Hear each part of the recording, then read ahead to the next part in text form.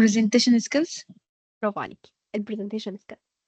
فانا كده اتعلمت حاجات بالترتيب، وصلتني في الاخر ان انا اقدر ابريزنت كل الحاجات اللي انا اتعلمتها. اصلا انت داخل الجامعه عشان تتعلم سكيلز معينه عشان تبريزنتها. انت مش هتاخد الحاجات دي وهتخبيها. احنا بنتعلم الحاجات دي ليه؟ عشان ابريزنتها ازاي. في حته كمان، في حته الكوميونيكيشن. انت وانت بتكوميونيكيت مع نفسك، انت مش بس عشان خاطر تعرف نفسك، انت بتكوميونيكيت مع نفسك عشان تقدر تستخدمها في حاجات كتير. انك تقدر مثلا تكتب عن نفسك. انت ممكن انك تعبر عن نفسك اصلا، ممكن تكون حاجة مطلوبة منك، زي انك مثلا تكتب motivational letter لحاجة معينة او لمنحة معينة انت بتقدم عليها. هتكتب ازاي motivational letter وانت مش عارف نفسك كويس او مش متكوميونيكيت مع نفسك كويس؟ فدي بوينت مهمة. انت ممكن تبقى عايز تكوميونيكيت مع نفسك عشان تقول الكلام ده شفهي لو انت في presentation، او لو انت مثلا الاهم عشان في البرزنتيشن انت هتكوميونيكيت معلومات معينة. بس لو انت عايز تتكلم عن نفسك بشكل شخصي، انت هتحتاجها في الانترفيوز. هتقدر تعبر عن نفسك ازاي سواء في موتيفيشنال ليتر او في انترفيو لو انت اصلا مش عارف نفسك كويس؟ فدي بوينت مهمة تستقولها في حتة الايه، الكوميونيكيشن with yourself. طيب اتعلمت كل ده، اتعلمت تذاكر سيلف ليرنر، فاتعلمت critical thinking scientific research، فاتعلمت communication skill سواء مع نفسك او مع الاخرين. فتقدر دلوقتي تخش presentation. هتخش البرزنتيشن دي تعمل ايه؟ هتمشي ب 3 steps. طبعا كل ستيب من دول زي ما قلت لكم موجوده، انا بس عشان الوقت ما يضيعش مننا، كل ستيب من دول موجوده اوريدي على في الفيديوز. لكن انت محتاج تمر ب 3 phases في وقت البرزنتيشن، او عشان تعمل برزنتيشن لاي حاجه في الحياه. وبالمناسبه احنا بنعمل برزنتيشن طول الوقت. انت لو انا مثلا قلت حد يفتح المايك عشان يعرفني بس عن نفسه، انت بتعمل بيتش عن نفسك سريعه في دقيقه، في 30 ثانيه. دي برزنتيشن. وعشان تعملها انت بتمر آه غصب عنك بالستبس اللي انا قلت عليها دي. انت عارف حاجات عن نفسك، انت communicated مع نفسك، عشان كده عارف تعبر عن نفسك. ولو انت معرفتش تعبر عن نفسك معناه ان انت communication مع نفسك مش كويس. انت لو سألتك سؤال علمي فانت هتبقى مريت بان انت درست الحاجة دي او ذاكرتها او. بس عشان تبريزنت بطريقة صح جدا انت محتاج تمشي بالستبس كلها اللي انا قلت عليها، مش تبقى مفوت بوينت منها.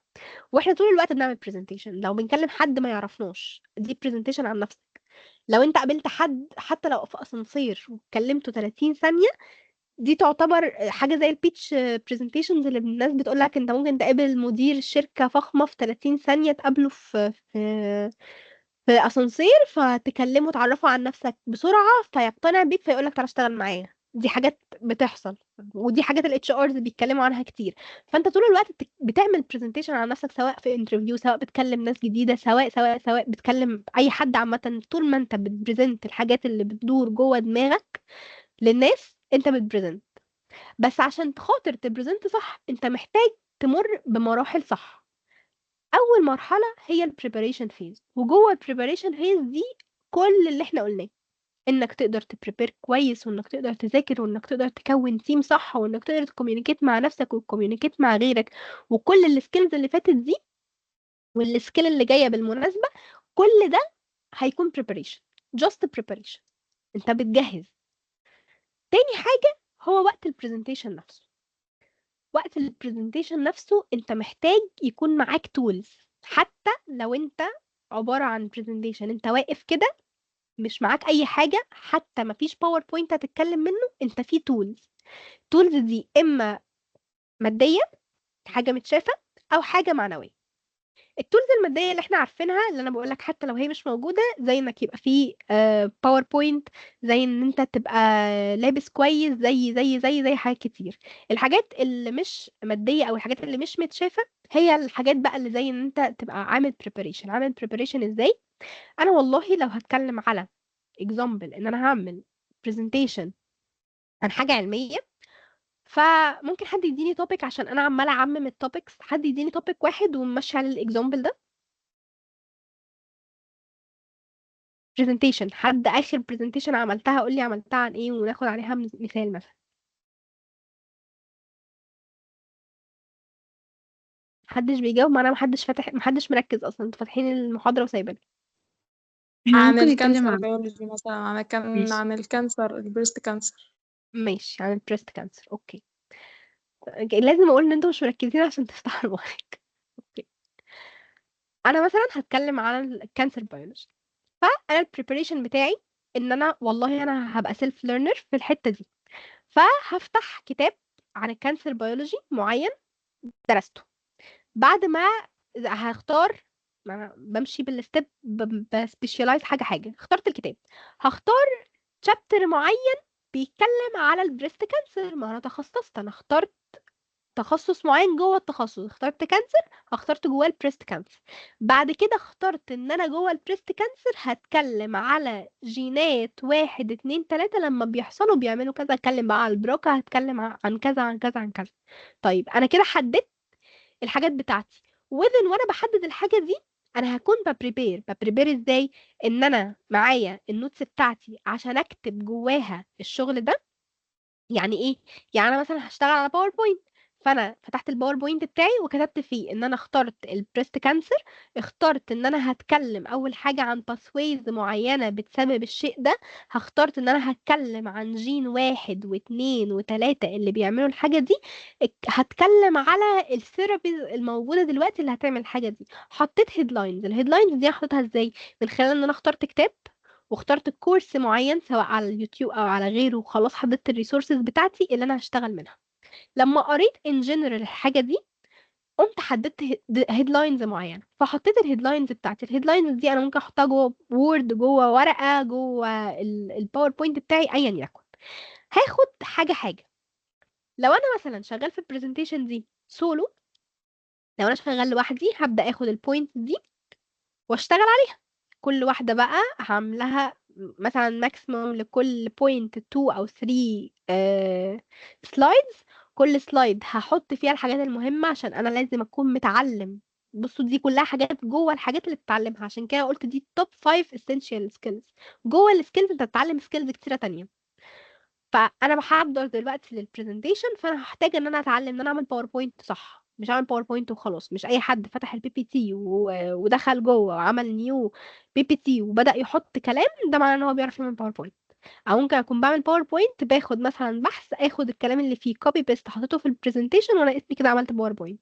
ممكن اكون بحط باك جراوندز مش مناسبة مع الكلام اللي هقوله، او خطوط مش مناسبة، فونتس الفونت اللي بتتحط في البرزنتيشن مش مناسبة للتوبيك اللي انا هقوله، وافتكر ان انا نفسي بعمل باوربوينت كويس. لا، باوربوينت ده ارت من الارتس اللي انت بتتعلمها. ارت بجد ان انت تقدر تجذب عين اللي قدامك ان هو يشوف باوربوينت كويس. انك تقدر تعمل حاجة تكون ماشي كاتش للي قدامك، بس في نفس الوقت ما تبقاش مستفزة. ما تبقاش اللي بيشوفها حاسس ان هو شايف حاجة مش مناسبة، أو حاجة بتوجع عينه، أو حاجة مش مريحاه. سواء نظريا أو كلام كتير مكتوب، أو فيجرز مش مخلياه عارف مين بيودي على فين. دي كلها مشاكل انت ممكن تكون بتعملها في باوربوينت. فدي حاجات انت تتعلمها جواه. هتتعلم ازاي تعمل باوربوينت كويس، تحط انك مثلا تتعلم ان انت ما تكترش في الباوربوينت. في ناس بتعمل 30 و40 سلايد لحاجة هيقدموها في 10 دقايق. طبعا مش صح. يعني ايه تقدم حاجة في 30 و40 سلايد وانت تقدم الكلام ده في 10 دقايق؟ حط سلايدز قليلة، حط كلام قليل يعبر عن الحاجة. خير الكلام ما قل ودل، خصوصا لو هو برزنتيشن. احنا نتكلم براحتنا لو احنا بندي محاضرة. انا عايز ادي لك اخراج من محاضرة انت فاهم كل معلومة، فانا هقول لك كل حاجة. بس انا لو بدي بيتش او بدي برزنتيشن، انا مش مطلوب مني اقول كل حاجة. انا مطلوب مني اني اوصل المعلومة صح في اقل عدد كلمات ممكنة واقل سلايدز ممكنة. فهتعلم ده. هتعلم ده within البرزنتيشن within ان انا ابراكتس الموضوع. والله نرجع بقى للموضوع تاني. لو انا دلوقتي شغال على الموضوع ده بالستبس دي، فانا عندي 4 بوينتس مثلا او 5 بوينتس. لو احنا خمسة في التيم، كل واحد هياخد حاجة. بعد ما كل واحد هياخد حاجة، هتعلم، هكتشف ان كل واحد اشتغل من دماغه، عمل شكل في الباوربوينت مختلف، وعمل حاجات مختلفة عن التاني. فهحتاج اعمل ايه؟ هحتاج ان انا اعمل كوميونيكيشن مع التيم. هحتاج ان انا افتح معاهم ميتنج، هحتاج ان كل واحد يقول جزءه قدام التاني، هحتاج ان كلنا نتشيك على بعض ونشوف كل واحد جزءه عامل ازاي، هحتاج حاجات كتير قوي عشان الموضوع يبدو مترابط ويبدو كأن الشخص واحد هو اللي عمله. لان انت لما تقدم برزنتيشن وذ تيم، انت اي حد في التيم بيعبر عنك. انا لو هتكلم مثلا، انت اسمك تيم فور، انا لو خدت واحد بس من التيم، دخلت حضرت البرزنتيشن، شفت واحد بيعرض وما عجبنيش اداؤه وخرجت، انا بالنسبه لي تيم فور كله وحش، اداؤه مش عاجبني، مع ان ممكن يكون حد بدأ تحفه بس الاداء مش عاجبني في الباقي. فما تخشش برزنتيشن مع تيم وتحاول تظهر نفسك بس، تقول انا والله انا طالع، انا مظبط كلامي، انا البرزنتيشن بتاعتي مظبوطه، فانا هطلع اعبر عن نفسي وبقيه التيم يولع. مفيش حاجه اسمها كده خالص خالص خالص، لان الواحد بيعبر عن الكل. انت ما تضمنش اللي هيتفرج عليكوا ده هياخد مين فيكم از سامبل، او هيجي يبص على مين فيكم وبعد كده هيلوز الاتنشن. فلازم كل واحد في التيم يعبر عن نفسه، يعبر عن كله، سوري، كلكم بتعبروا عن حاجه واحده وهي التيم. ما ينفعش واحد يعبر عن نفسه بس. فانت هتتعود ان انت تتعامل مع التيم كله، هتعود ان انتوا تطلعوا كل الشغل ده حاجة واحدة، هتعودوا ان انتوا تظبطوا preparation.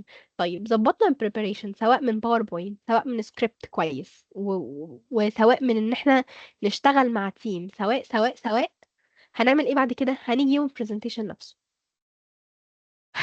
الابحاث اللي انا عماله اكلمكم عنها من الصبح بتقول ايه بقى؟ بتقول ان اول فوبيا الناس بتخاف منها في العالم كله هي الموت. الناس اكتر فوبيا الناس بتخاف منها هي الناس اللي بتخاف من الموت. تاني فوبيا الناس بتخاف منها او معظم الناس بتخاف منها هي التحدث امام الجمهور او البابليك سبيكينج، ان حد يطلع يقول كلمتين زي اللي انا بقولهم دلوقتي دول. دي تاني فوبيا على العالم واسمها الجلوسوفوبيا. مش هقول حد يتكلم، بس اللي بيخاف فعلا ان هو يطلع يتكلم ممكن يريز هاند بس. ولا هو مقفول عليكم انكم تريزوا هاند؟ مش عارفة.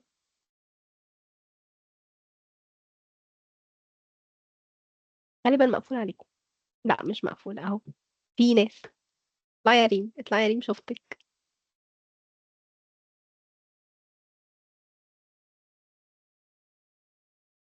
كلمني، افتحي المايك.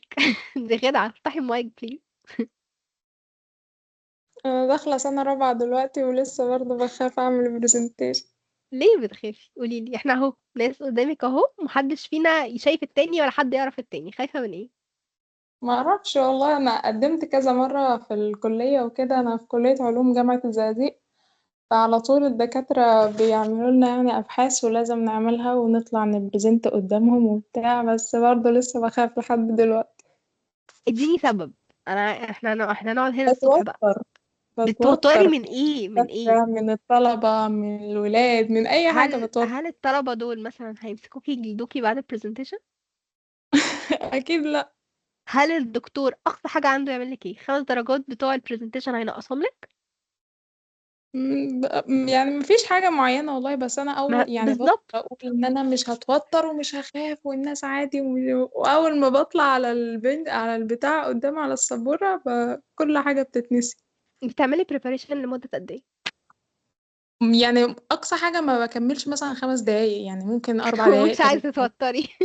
و- والله بتوتر وببقى لا مش بقولك بتعملي presentation preparation، بتجهزي قبل البرزنتيشن لمدة قد ايه؟ برزنتيشن. أنا فكرت برزنتيشن، ما انا لأ خدت بقى بالي. والله كتير كتير والله، بفضل حوالي مثلا 4 أيام وأقول لمامتي وأقول لإخواتي وأقول لأصحابي وأعمل اللي مع نفسي وقدام التليفون وبرضه بتوتر بقى. يعني عملت كل حاجة وبرضه بتوتر. بتبقي مجهزة الكونتنت ولا انتي بجهز كل حاجة. تطلعي تتكلمي اللي هو تعالي يا ماما هقولك كلمتين وبعد كده وانتي بتغلطي قدام ماما بتضحكي؟ هل بتعديها لا لا لك؟ لا، بتعدي. أنا بحفظ الكلام اللي بروح أقوله قدام الدكتورة ب... بالليل، حافظاه. ما هو دي مشكلة، ما هو انتي وانتي بتعملي برزنتيشن مش مهم تبقي ما ينفعش تبقي حافظة صم، وما ينفعش تبقي معتمدة على الارتجال، الاتنين غلط. وانا بعمل البرزنتيشن انا بكتب سكريبت كويس، وعارفه البوينتس اللي هقولها، وحاطه الهايلايتس اللي انا عايزه اقولها جوه الباوربوينت. الكلام اللي جوه انا حافظه وفاهمه بوست، بحيث ان انا لو سياق الكلام اتغير، الدكتور وقفني في النص، حصل اي مشكله، انا عارف الهايلايتس، حاطط الهايلايتس اللي هو البوينتس اللي ما ينفعش البرزنتيشن يعدي من غير ما اقولها. انا مثلا لو بتكلم عن بريست كانسر وهتكلم عن 3 جينز، انا حاطه مثلا كل جين هتكلم عنها خاصيتين منه، فانا حاطه هنا الخاصيتين جوه الباوربوينت. انا عارفه ان ما دام السلايد دي ظهرت قدامي وقدامي التو بوينتس دول، انا عارفه انا هقول جواهم ايه. لو في جمله بتخوف، جمله كبيره، جمله ملعبكه زي الجلاسوفوبيا اللي انا بحفظها لكم بحفظها عشان اقولها لكم بقالي كذا كذا يوم، خلاص انا اتعودت عليها، قلتها كذا مره مع انها مش مكتوبه في البرزنتيشن، بس قلتها ليه؟ عشان أنا عملت عليها بريباريشن. لو هي كنت لسه ما حفظتهاش، كنت هحطها بين قوسين كده جوه البرزنتيشن، اقول لكم انتوا عارفين ان مش عارفه ايه فيه، انا بديكوا اكزامبل يعني، مش بحفظ يعني، مش كبيره عشان اقعد احفظ فيها كل ده، بس بديكوا اكزامبل ماشي. ف فانا مثلا لو حاجه انا عارفه ان هي هتوترني، جمله صعبه مش عارفه اقولها، definition معين، هحاول ابراكتس عليه. اما اجي بقى ابراكتس، هبراكتس ان انا قدام الناس، بان انا اعمل محاكاه للموضوع. هعمل له ازاي محاكاه؟ اول حاجه، انا لو هلبس هيلز اليوم ده كبنات، هلبسه وانا براكتس، لازم البسه وانا براكتس بجد، عشان خاطر تبقى واخد السيميوليشن كانك دلوقتي بتبريزنت. لو انا هعمل برزنتيشن، مش هروح اخرج لماما في الصاله واعمل لها برزنتيشن مع الكلام اللي انا حافظاه من غير الباوربوينت، ان اصلا ان انا براكتس من غير الباوربوينت دي ميزه، ان انت تبقى حافظ ماشي انت هتقول ايه، بس برضو انت مش بتحاكي الحاجه اللي انت بتعملها، انت عارف ان الباوربوينت هيبقى ظاهر وراك، فطلع الباوربوينت واعمل برزنتيشن على اساسه. ان انا اعمل برزنتيشن من غير تايمر ومن غير ما اعود نفسي انا هتكلم ازاي، دي مشكله. انا ممكن اغلط ان انا اقعد اشرح واحب الموضوع قوي، يعني ممكن ما بقاش خايفه، خلاص انا كسرت الرهاب الاجتماعي، بصوا يا تيم انا اول مره اعمل برزنتيشن، بس انسوا، انا هعمل لكم احلى حاجه. فاقعد بقى اعمل لهم احلى حاجه دي ساعه، ووقت يعدي علينا والتيم يتحسب ان هو كان مش حلو، لان طولنا واخدنا وقت اكتر من وقتنا، الناس ملت في النص و فاعمل مشكله بدل ما كنت بحل مشكله. قلت لا انا هاخد ثقتي في زياده، فاروح مطول في الوقت. فانا لازم وانا ببراكتس اخد بالي من كذا حاجه، البس نفس اللبس اللي انا هلبسه يوم البرزنتيشن، اخلي قدامي الباوربوينت اللي انا هتكلم على اساسه، نفس الوقت اكون عارف الباوربوينت فيه ايه، عشان لو ما اشتغلش اعرف اهندل الموضوع، ما اقعدش حافظ السكريبت كلمة كلمة، وبعد كده وانا بتكلم كأني بسمع بقى في الكتاب، انا يا لهوي نسيت كلمة ولكن، بعد ولكن كان ايه، بعد ولكن كان ايه، فاقعد بقى جنبها ولكن ساعة، واجي قدام الدكتور اقول له بس هنا في مشكلة، يقول لي واروح بقعد بقى اعيد السكريبت، يعني انا عارفاها كأنها لوب. احنا والله اتكلمنا النهارده عن البريست كانسر، والبريست كانسر فيه مشكلة، والبريست كانسر فيه مشكله، وافضل بقى ابص للدكتور وابص في الارض واروح اقول له بس والبريست كانسر فيه مشكله، واقعد اعيد وازيد فيها، وبعد كده اقول له ممكن اسكيب الحته دي، فهو مش هيقول لك لا، هيقول لك ايه، سكيب حاضر ماشي انا نايم، فتقوم سكيب فتدخل على السلايد اللي بعديها. فانت عشان ملنك انك حافظ السكريبت، تيجي ما بين السلايد اللي قبلها واللي بعديها انت حافظ السلايد اللي بعديها باخر كلمه هتقولها في اللي قبليها، وانت مش فاكر اللي قبليها، فتبقى مش فاكر انت هتقول ايه في اللي بعديها، وتفضل بقى تفتكر اي كلمه، وكل ده دماغك مستنيه انك تفتكر كلمه عشان تلنك بقية الكلام. فده غلط، ده غلط جدا. انا مش هينفع ابقى داخل صامم، انا حافظ السكريبت بتاعي صح، وفعلا انا كاتب سكريبت كويس بفلو كويس، بس عامل حسابي ان انا فاهم صح، عشان خاطر لو حاجة وقعت، انا عارف ان المشكلة اللي بتواجه الناس مثلا ان الثيرابي مش متوفر، بهبد اي معلومات عشان دي مش معلومات علمية بقولها بجد، انا بهبد اي حاجة دلوقتي. فانا عارفة، انا مثلا كنت كاتباها في السكريبت ان مفيش مستشفيات كافيه للموضوع، انا جيت دلوقتي قلت له بس العلاج مش متوفر، فرقتش قوي بالنسبه للسكريبت اللي انا كاتباه، ما فرقتش قوي، بس عرفت انقذ موقف، مش حافظه كلام وعماله اعيد فيه كانه شريط بيسف، فدي مشكله، وانا في preparation المفروض احلها. تاني حاجه، في preparation لو انا شغال مع تيم، المفروض اخد بالي التيم ده كل واحد فيهم بيقول ايه، ما بقاش حافظ السكريبت بتاعي ومش عارف صاحبي هيقول ايه، لان بتحصل كتير جدا ان حد قبل البرزنتيشن ب10 دقايق هيعتذر عشان خالتي بتولد، عشان خاطر مش فاضي، عشان خاطر والله عندي مشكلة، عشان خاطر والله انا هنسحب انا خايف، عشان خاطر شخص irresponsible بأي طريقة ما، او عنده ظرف فعلا. ليه as a team كلنا نتحمل المشكلة دي. ما هو احنا لو عارفين اجزاء بعض وكلنا مشغلين مع بعض وكلنا عملنا بروفا، والله انا شفت احمد قدامي بيبريزنت مره واثنين وثلاثه وعارف الجزء بتاعه، فانا ممكن مثلا اخد اشرح السلايد دي وانت تاخد السلايد دي ونقسم السلايد على بعض وخلاص الدنيا بقت زي الفل وشلنا الجزء والموضوع ما بانش، والدكتور مش هيعرف ان كان في حد موجود في البرزنتيشن وخلع. ليه؟ لان انا عامل بريباريشن صح، سواء مع نفسي او مع التيم. فدي حاجات مهمه قوي بتفرق في البرزنتيشن. يوم البرزنتيشن نفسه بقى، مهم يوم البرزنتيشن اني اكون confident، اني اكون واخد بالي من كلماتي، اني اكون مش موتر نفسي، اني اكون جوه يوم البرزنتيشن، جوه البرزنتيشن وانا واقف مش مركز مع اي حد خالص، حتى الدكتور اللي بصيت لي، غير مع البرزنتيشن اللي بقدمه، واني هقدم صح، وان انا كونفيدنت بنفسي، وان انا عارف ان انا كويس، وان انا محضر وتعبان في كل الحاجات دي. فانا هخاف من ايه؟ مفيش اي حاجه هتخوف، مفيش اي حاجه هتخوفني، ما ينفعش اخاف من حد، محدش هيعمل لي حاجه. فهاخد بالي من 3 حاجات: الكلمات اللي هو السكريبت اللي انت حافظه وعمال تصم فيه، لغة الجسد،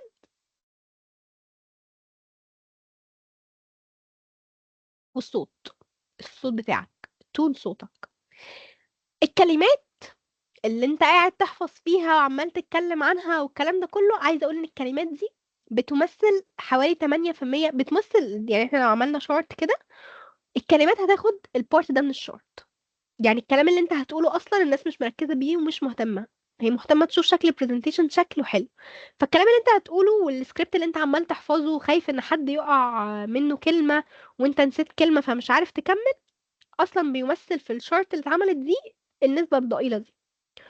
الصوت بيمثل نسبة اكبر شوية، لان ما ينفعش طول الوقت اكون بكلم بنفس الصوت. انا هعلي صوتي في حاجات عشان تركز، وهوطي صوتي في حاجات عشان دي حاجات عادية، ومش هخلي الصوت بتاعي مونو، مش هخلي نفسي مونوتون. هعلي واوطي صوتي على حسب اهمية الموضوع اللي بتكلم فيه، وعلى حسب رياكشن الناس اللي قدامي. الناس اللي قدامي بدأت تنام، اصحصحهم، اسألهم بسؤال، اعمل حاجة عشان خاطر مش طول الوقت الناس تبقى شغالة ان هي بتسمع presentation تمام تمام تمام وخلاص كده. وتالت حاجة وأهم حاجة في البرزنتيشن اللي انت هتقدمها هي لغة الجسد. اهتم بالبودي لانجوج بتاعتك جدا. والله لو انت بتتكلم وقافل دراعاتك وباصص في الأرض أو مدي ظهرك للناس وباصص على البرزنتيشن، دي بتوقع، دي بتوقع جدا، خصوصا الناس اللي بتبص ظهرها للبرزنتيشن، ادي كده دي الشاشة او السبورة او ايا يكن، وانت باصص هنا وعينك مش للناس اصلا، انت مديهم ظهرك. مهما كنت بتقول كلام عبقري محدش مهتم، بجد محدش مهتم. انا ههتم ليه؟ انت اصلا مديني ظهرك، واكيد اكيد ما دام مديني ظهرك يبقى انت خايف تتكلم، فانت صوتك واطي.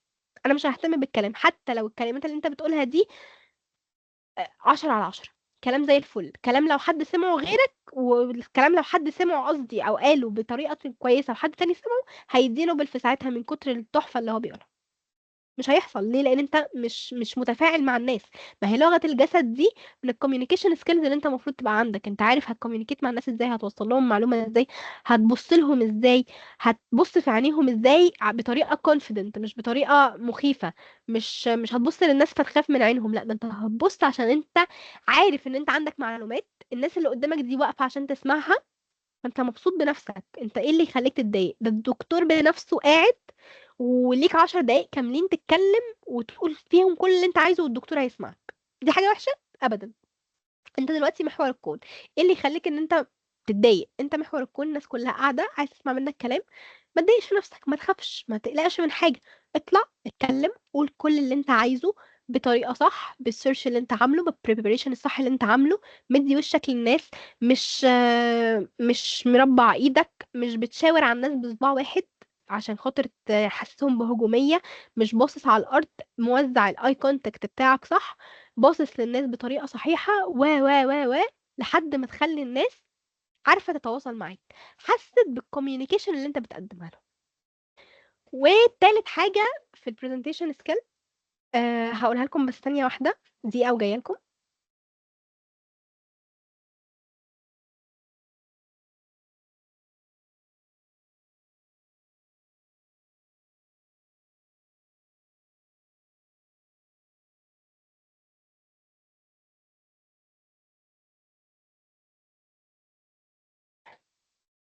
انا جيت اهو.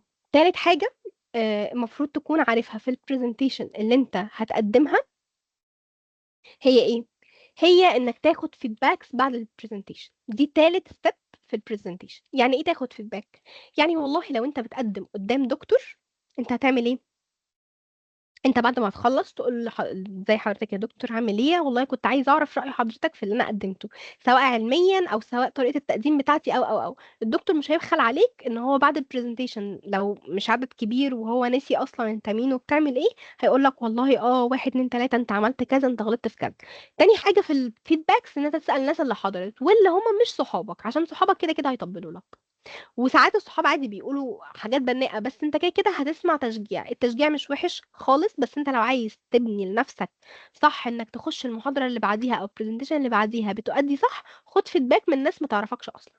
او انت هتلاقي لو انت عامل اداء كويس هتلاقي في ناس ما تعرفكش اصلا داخله تكلمك وتقول لك والله انت عملت كذا كذا كذا ودي كانت حركه تحفه، ده انا ما كنتش مركز بس لما قلت كذا انا خدت بالي منك وركزت معاك.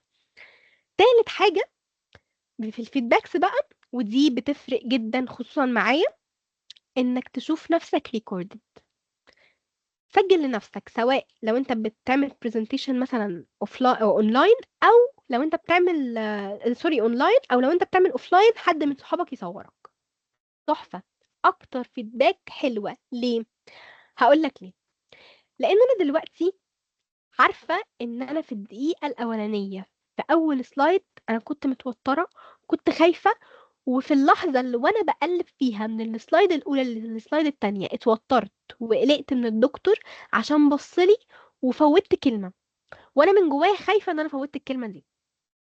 بس انا حاولت أظهر ما اظهرش ده على قد ما اقدر، فحاولت اتأقلم مع الموضوع وكملت. انا من جوايا حاسة ان انا مقصرة، وحاسة ان انا غلطانة، وحاسة ان انا عاملة حاجة غلط في البرزنتيشن ومش ده الاداء اللي انا كنت بتدرب عليه من الاول. فانا عارفه من جوايا الاحساس اللي انا شايفاه ايه، وحاسه ان كل الناس بصالي بتقول ايه العبط اللي هي بتعمله ده، هي اكيد بتقول اي كلام، دي فوتت كلمتين من السكريبت اللي هي كاتباه، ايه العبط ده كده يعني. دي حاجات بتتقال جوه دماغك حرفيا. لما تيجي تتفرج على نفسك ريكوردد هتلاقي انه لا، تخيل الناس ما كانتش حاسه بده، انا وانا بتفرج على نفسي كشخص من بره لا انا مش حاسس بالازمه دي، لا انا فعلا الموضوع عدى. هنا مثلا نبره صوتي اترعشت شويه بس الموضوع عدى، عرفت اهندل الموضوع. هنا انا كنت خايف بس ده محدش واخد باله، محدش مهتم اصلا، محدش واخد باله ان انا خايف، هياخدوا بالي خايف من ازاي وانا مكمل ان سيريس في البرزنتيشن بتاعتي. لو انت اتوترت مثلا وقفت ثانيتين كده او ثانيتين كأنك بتفكر او بتديهم وقت يفكروا في حاجة، وهدي نفسك وارجع كمل تاني. انت من نفسك انت جواك خايف بس هو مش هيبان لهم ان انت خايف، انت عادي، انت بتقلب البرزنتيشن ثواني بعمل حاجة. فدي حاجات في الريكوردد هتبان، ما كانتش هتبان طول ما يعني عمرك ما هتشوف نفسك، عمرك ما هتعرف الفيدباك الصحيح غير من نفسك انت. كوميونيكيت بقى مع نفسك كويس، فعارف انت كنت واقع في ايه، شفت صورتك مع نفسك في ايه، حتى لو انت حسيت ان حتى في الفيديو الحاجة واضحة بس عرفت شكلك قدام الناس بيبقى عامل ازاي، خدت على رهبة الموضوع، خدت ان انت ممكن تكون بتتفرج على نفسك والموضوع مش صعب، فالفيدباك ده هيحسن البرزنتيشن اللي بعدها واللي بعدها واللي بعدها. وعامة نقطة الفيدباك دي مهمة مش بس في البرزنتيشن، دي مهمة في كل حاجة. انت بعد كل حاجة اعمل لنفسك فيدباك، سواء من الناس او لنفسك. اعمل ايفالويشن لنفسك اخر اليوم. انا كل يوم اخر اليوم هايفالويت نفسي، انا عملت واحد اتنين تلاتة وكنت كويس ولا لا. هايفالويت نفسي اخر كل برزنتيشن، هايفالويت نفسي اخر كل كورس، هايفالويت نفسي اخر كل سيمستر. انك تفضل روتيشنالي بتاخد فيدباكس عن نفسك في كل حاجة، دي اصلا من ضمن الحاجات الكويسة في الكوميونيكيشن سكيل with yourself.